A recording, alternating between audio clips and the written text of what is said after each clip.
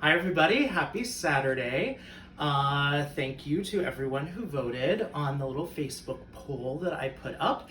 And lamb meatballs, Mediterranean lamb meatballs with tzatziki, which I feel like that's what kind of put this over the edge maybe a little bit, is the winner. So that's what I am going to make today for Kent and I's dinner. So I've already kind of been working in here, getting some things, odds and ends ready, but we're just gonna make this all in one big bowl. I'm gonna roll them out, and that is it for now. So, ingredient wise, what I have already cracked in here is just one large egg, one happy egg.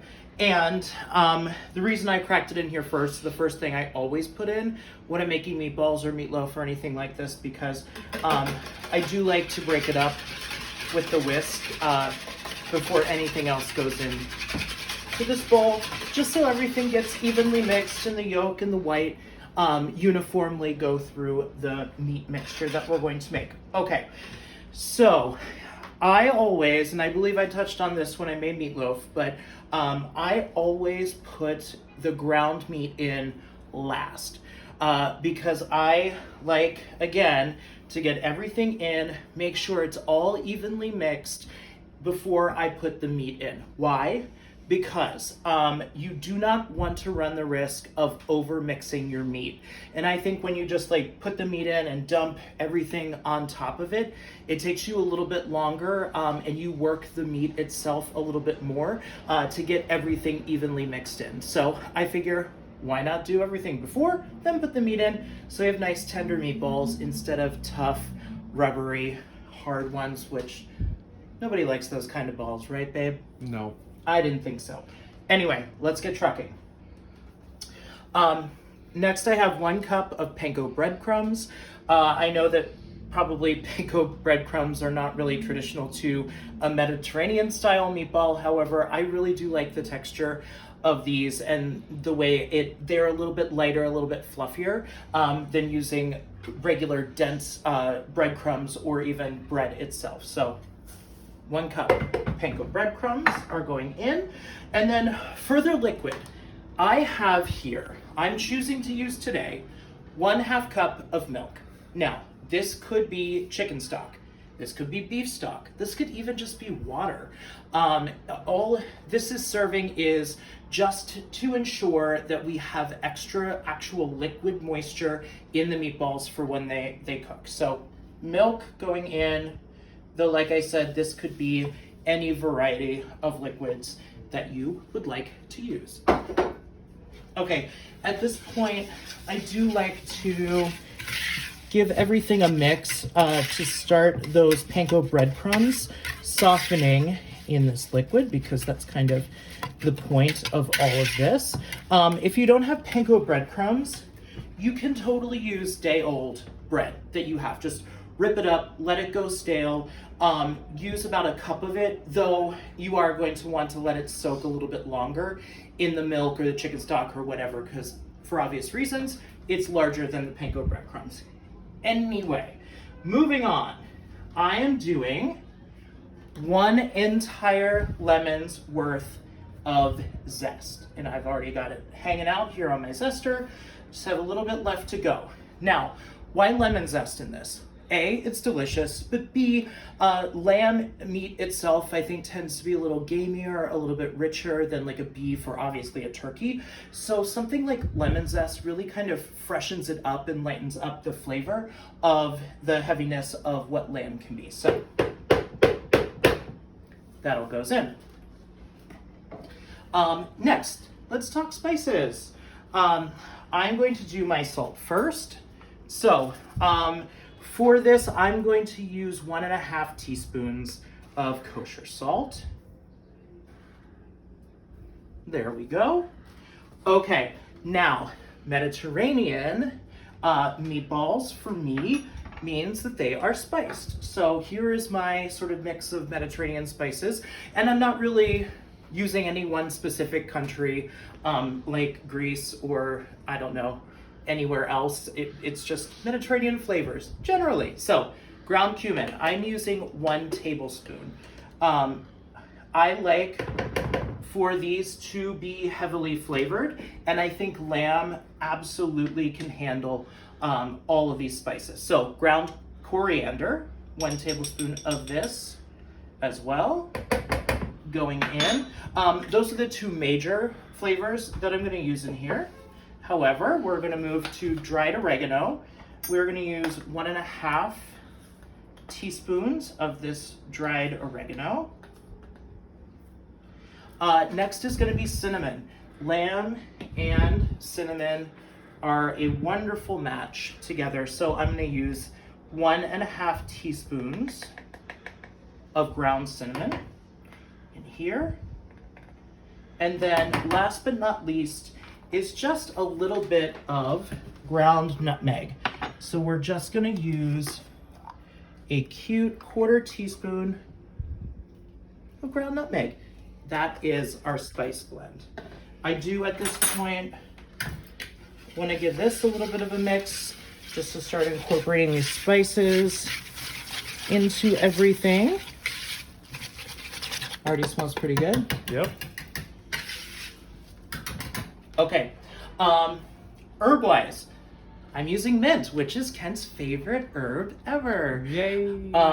He doesn't really like mint, however, I don't think this is going to be a major palate blocker for him. So I chopped up already a bunch of mint because I'm going to use it in the tzatziki later. But in here, I'm going to use about 1/2 cup of freshly chopped mint. So I'm just going to eyeball that for now. And lamb and mint obviously is a very classic combination, so that's why I'm choosing to use this here. You could also use parsley if you can't find mint or if you do not like mint. Hopefully tip, if you want to chop your herbs ever in advance, you can do so. Put them in a bowl, cover them with a damp paper towel, and they can sit out at room temperature for a little bit, or you can chuck it in the fridge. They will stay fresh as can be, which is very, very nice. Cute little mix. All right. Mint incorporated. Previously, I had already sauteed. I know this looks disgusting and you're like, what the hell is that color? But I grated on a box grater 1 like medium-sized red onion, and that is why this turns sort of like a blue color, because the purple color from the red onion just bleeds into this, which whatever. So I grated it on the box grater, and then also I have 2 large cloves of garlic. You might want to use 3 cloves of garlic if they're smaller. And I sauteed that in 2 tablespoons of olive oil and just a large pinch of salt and a large pinch of red pepper flakes until it kind of gets to this, I don't know, smushy consistency. Once it got there, took it off the heat, let it cool completely. So this is not hot at all. The reason why I choose to grate everything is, unlike my more Italian style meatballs where I just chop my onion, this I don't want to see the onion in, and I want it to kind of like mix in cohesively. So that's why I'm doing it this way. Anyway, our strangely colored onions go in. Gonna mix this up.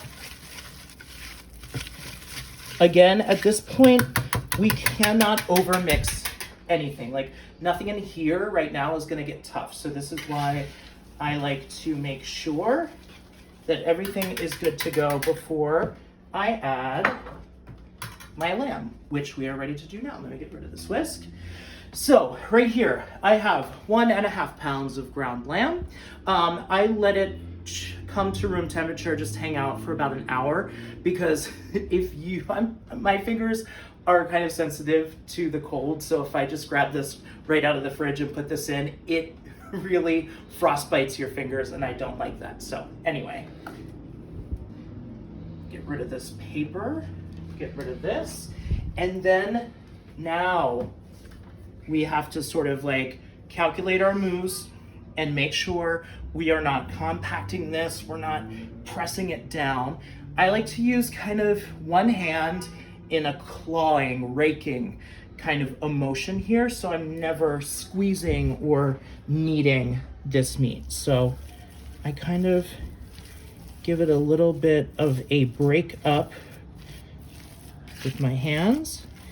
And then I start grabbing and folding this over in itself, so I kind of ensure that this is evenly getting mixed through, and that all of our herbs and spices and panko and all of that stuff is not just at the bottom. So now is when I kind of rake this a little bit to break up the larger portions of meat. So we get the nice spices, we get everything in here. They're really going to town out there.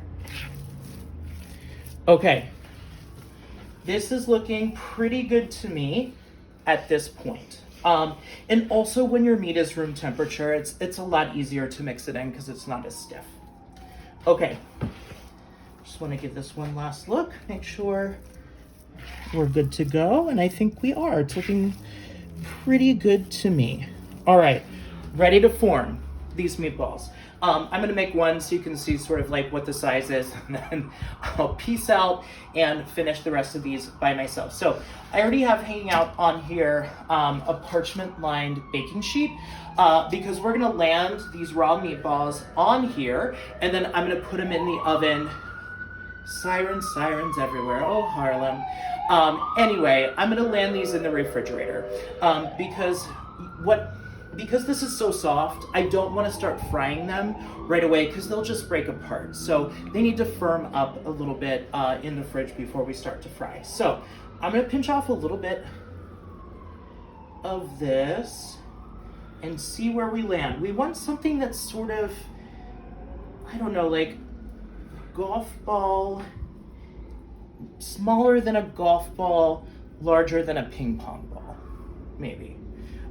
Because we are frying them, we don't want them to be huge because we're not baking them in the oven and we want them to cook all the way through. So I would say this, about this size right here, let me plop this down, is kind of what you are going for on these. Okay, I am going to get to work rolling out the rest of these, clean my hands, stick this in the fridge for 30 minutes. They can really hang out in there for up to 2 hours if you wanted to make these ahead.